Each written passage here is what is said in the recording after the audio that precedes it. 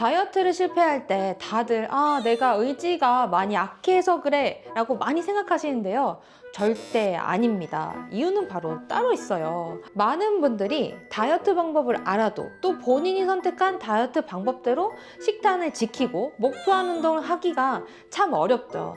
달달한 초콜릿, 음료수, 아니면 과자, 빵 오늘만 그냥 딱 먹어버릴까, 아니면 아유 일도 끝났는데 너무 피곤한데 오늘 운동을 그냥 쉬는 게 어때? 이렇게 생각하면서 우리 유혹에 빠지기 십상입니다. 그런데 이건 내가 의지가 약한 탓이 아니에요.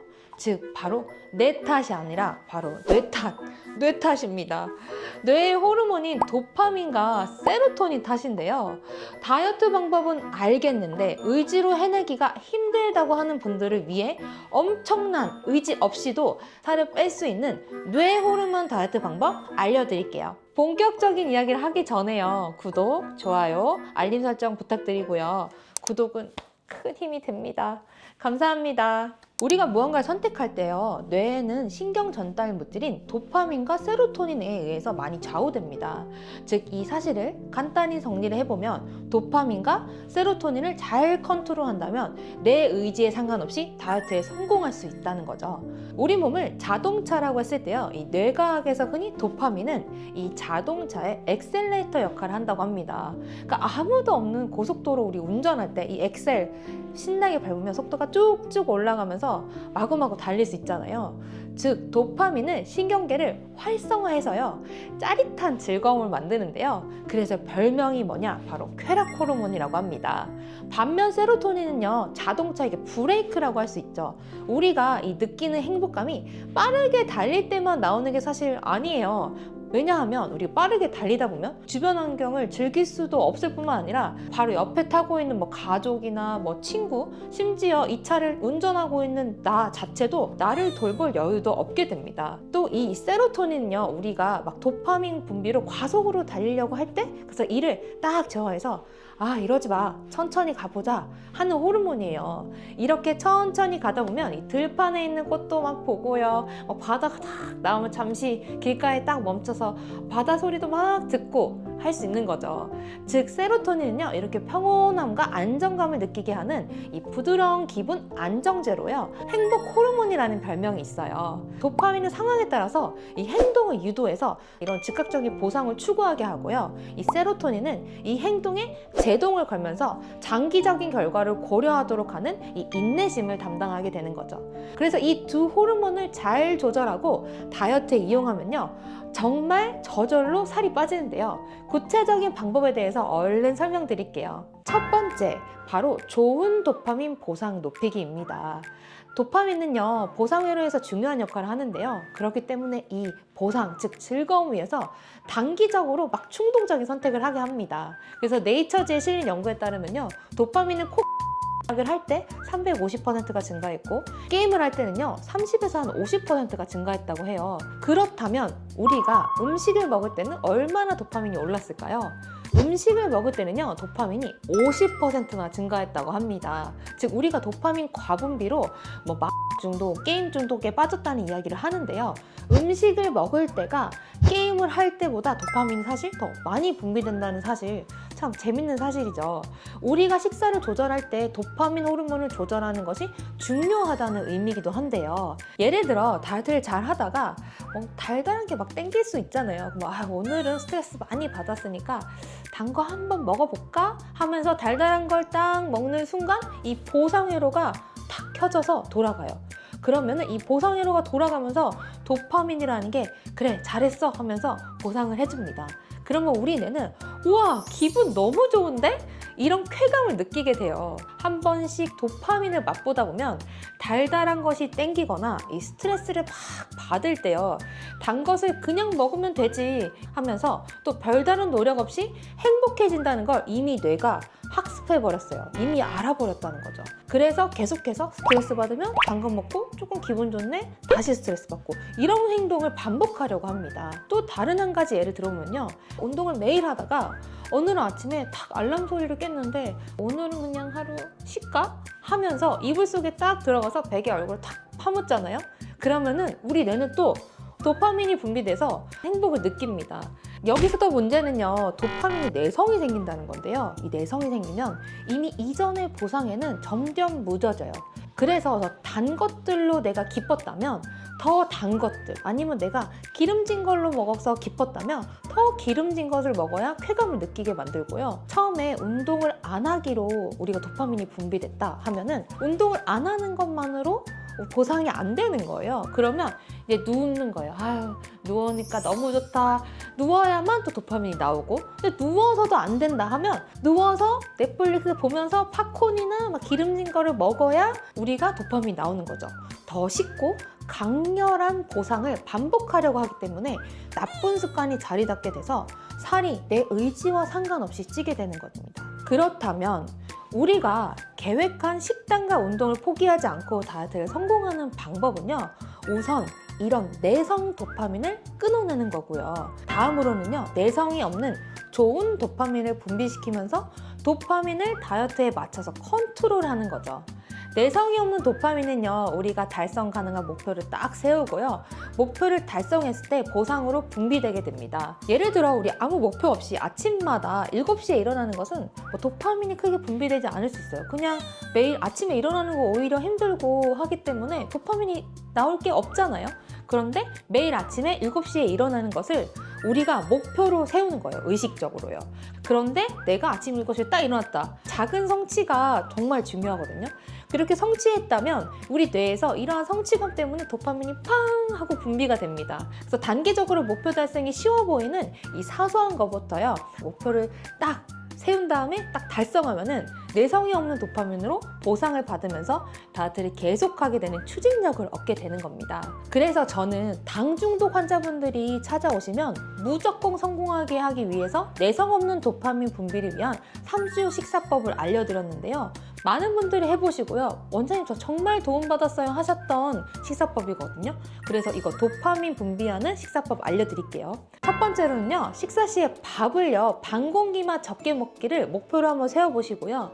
일주일 동안 한번 달성해보세요. 마음속으로만 아유 이제 나 해야지 하지 마시고요. 지금 당장 종이 빨리 꺼내세요. 그래서 거기 종이에다가 일주일 월, 화, 수, 목, 금, 토, 일 이렇게 써서 내가 정말 밥 반 공기만 먹겠다 하기 체크 표시를 매일 해보는 거예요. 그래서 꼭 거창한 목표가 아니더라도요, 이렇게 세운 작은 목표를 달성을 하나하나 하다 보면 좋은 도파민이 분비되면서 우리 정말 다이어트 성공하실 수 있거든요. 이렇게 일주일 잘 보내셔서 체크 표시가 7개 생겼었다 하시면 두 번째, 그 다음 단계로는요, 달달한 간식 끊기를 목표로 세우고요, 일주일 실천을 한번 해보는 거예요. 당이 많은 간식을 먹지 않는 거예요. 그러니까 당 중독이라고 오시는 분들 진짜 생각보다 많으시거든요. 당류를 먹게 되면요, 인슐린 저항성이라고 해서 인슐린 기능이 낮아지고, 그래서 몸속의 혈당을 줄이는데 인슐린이 더 많이 필요하게 되는 현상이 생깁니다. 또한 이런 달달한 간식은요, 혈당 스파이크를 만들어서 인슐린이 과다 분비되게 하고요, 이는 일시적인 저혈당을 만들어서 우리 마음을 불안하게도 하고 우울하게도 하고 거기다가 어지럼 등 이런 증상을 만들어서요, 다시 달달한 간식을 먹을 수밖에 없게 하죠. 스탠퍼드 대학교의 한 연구팀은요, 도파민과 세로토닌 시스템의 상관관계를 밝히는 연구를 발표했는데요, 연구팀은 쥐에게 단맛 보상을 딱 준 다음에 이 도파민과 세로토닌 신호가 어떻게 변하는지 관찰했거든요. 근데 도파민 신호는 보상에 반응해서 막 증가했고요, 세로토닌 신호는 감소했어요. 이렇게 단맛에 반응하는 나쁜 내성 도파민은 정말 딱 끊어내야 됩니다. 그래서 이 단계에서도 잘 보이는 곳에요, 설탕 안 먹기, 단 거 안 먹기 크게 써주시고요. 성공한 날은 꼭 체크해서 매일매일 성취의 기쁨을 꼭 누려보세요.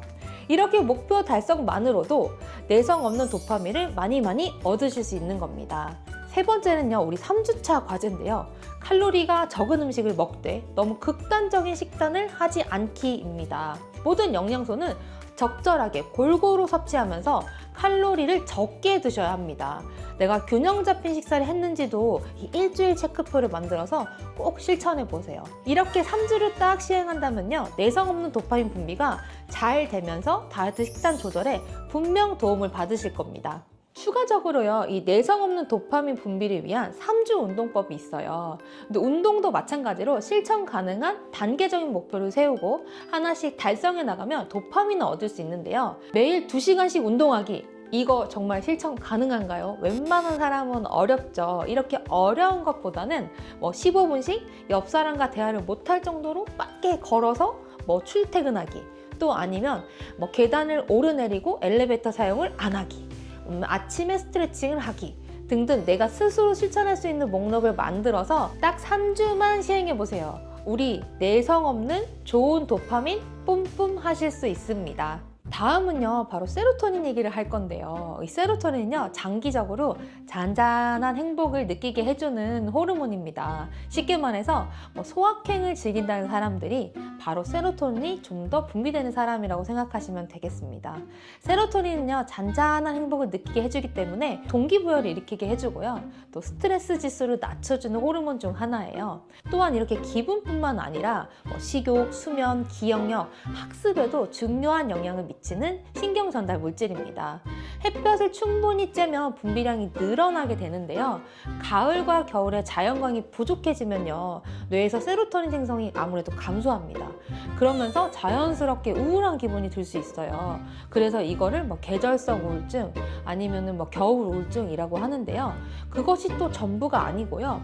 우리 탄수화물에 대한 갈망도 커질 수도 있습니다.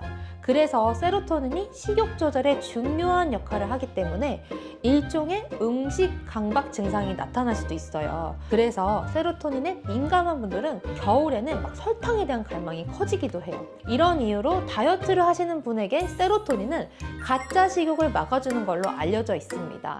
그렇다면요, 세로토닌을 잘 분비하는 방법에 대해서도 알려드리도록 할게요. 첫째, 햇볕에 있는 낮에 15분 이상 이 따뜻한 햇볕을 쬐며 걷기를 해주는 겁니다. 햇볕이 이 망막에 전달이 되면요, 이 세로토닌이 신경이 자극이 되면서 분비가 촉진되는데요. 빠르게 걷기 또한 도움이 돼요. 왜냐면 이 운동을 할 때 걷기를 시작한 5분 정도 만에 세로토닌 분비가 되고 15분 정도 후에는 이 분비가 최고조에 이른다는 연구가 있습니다. 특히 땅을 밟고 걷는 것만으로도 세로토닌 분비는 촉진된다고 합니다. 또 사랑하는 사람들과 걸으면 효과가 2배인데요. 그래서 우리 친구나 좋아하는 연인이나 아니면 사랑하는 가족들과 함께 있는 것만으로도 우리가 세로토닌이 더 분비가 촉진되거든요. 그렇기 때문에 사랑하는 사람과 손을 잡고 걷는 것만으로도 이 세로토닌 분비 늘릴 수 있거든요. 그렇기 때문에 이거 꼭 지켜서 해주시면 좋을 것 같습니다. 두 번째는요, 아침과 점심에 단백질을 많이 섭취해 주는 겁니다. 즉 아침이나 점심에요, 단백질이 꼭 들어간 식단을 해주는 건데요. 늦은 오후보다는요, 오전이나 이른 오후에 단백질을 먹은 경우에 이 세로토닌 분비가 증가했다는 연구 결과들이 많았어요. 거기에다가 이 스트레스 지수 또한 낮춰줬다고 하니까요, 우리 아침이나 점심에 단백질 꼭 챙겨 먹어야겠죠. 세 번째는 바로 트립토판이 많이 들어있는 음식 섭취하기입니다. 의외로 체내 세로토닌의 약 90%는 소화기관 내에서 생성이 돼요.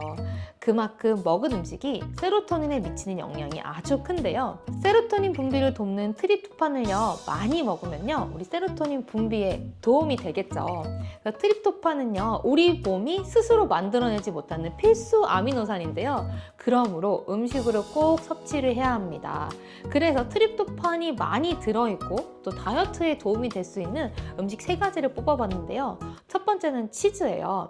트립토판은 유제품에 다량 함유되어 있는데 특히 치즈에 많이 들어있다고 하는데요. 체다 치즈 100g에는요, 이 트립토판이 299.9mg이 들어있고요. 프로세스 치즈 100g에는요, 290mg의 트립토판이 포함되어 있습니다. 성인 기준 하루 트립토판 권장 섭취량이 최종 1kg당 2mg인 걸 고려하면요, 치즈를 매일 먹는 것만으로도 이 트립토판을 충분히 챙길 수 있겠죠. 두 번째는요, 다이어트 식단에 꼭 들어가는 달걀입니다. 식단에 달걀을 포함하는 것도 이 세로토닌 수치를 증가시키는 데 도움이 되는데요. 한 연구에 따르면요, 달걀의 단백질은 혈장의 트립토판 수치를 크게 높인다는 연구 결과가 있었어요. 또한 노른자에는요, 이 트립토판뿐만이 아니라 티로신, 콜린, 오메가3 등의 다양한 성분이 포함되어 있어서 건강에도 참 좋죠. 거기다가 달걀에는 면역력 증진과 피로 회복에도 효과를 보이는 메티오닌이라는 성분도 풍부한데요. 달걀 100g에는 약 125mg의 트립토판이 들어있습니다. 세 번째로는요, 바나나입니다. 식이섬유가 풍부해서 운동선수와 다이어트들에게 사랑받는 이 바나나도요, 트립토판이 풍부한 음식 중 하나예요. 심지어 바나나에는요, 트립토판과 함께 세로토닌 합성을 돕는 비타민 B6도 함께 포함이 되어 있습니다. 아울러 바나나의 탄수화물도 세로토닌 합성 시에 에너지원으로 사용이 되는데요. 그래서 바나나 한 개의 트립토판 함유량은 10mg 정도예요. 또 그 밖에 붉은 고기, 요거트 등의 유제품들, 견과류, 조개류, 현미 등에도 트립토판이 많이 들어 있습니다. 네 번째는요, 깊은 호흡과 명상으로 마음을 다스리는 거예요.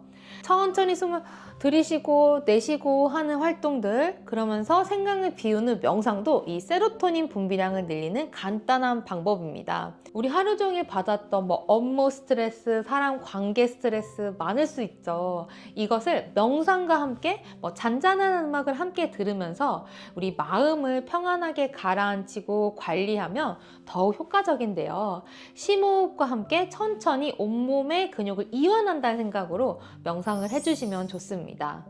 다섯 번째는요, 이 관자놀이, 이 미간 등의 이 이마를 마사지하는 건데요. 관자놀이나 미간을 가볍게 마사지하는 것이 바로 이 세로토닌 분비를 도울 수 있는데요. 미국 세인트 루크 연구팀은요, 체내 세로토닌 분비가 늘면 식욕이 감소하는 원리를 이용해서 실험을 진행했습니다. 비만 남녀 55명에게 이마나 다른 부위를 마사지하게 하거나 아니면 아무것도 하지 않도록 지시를 했는데요. 이마를 마사지한 그룹에서는 아무것도 하지 않는 그룹보다 식욕이 10%나 감소했다고 합니다. 연구팀은 이를 통해서 이마 마사지가 이 세로토닌 분비를 촉진시키는 것으로 분석을 했는데요.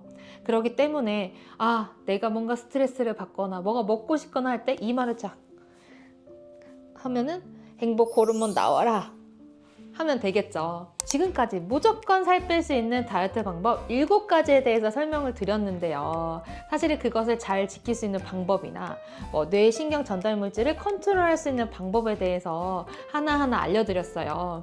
도파민과 세로토닌을 컨트롤하는 방법을 잘 이용하셔서요, 이 다이어트 방법 7가지 목표를 모두 달성하셔서 다이어트 모두 꼭 성공하시길 기도할게요.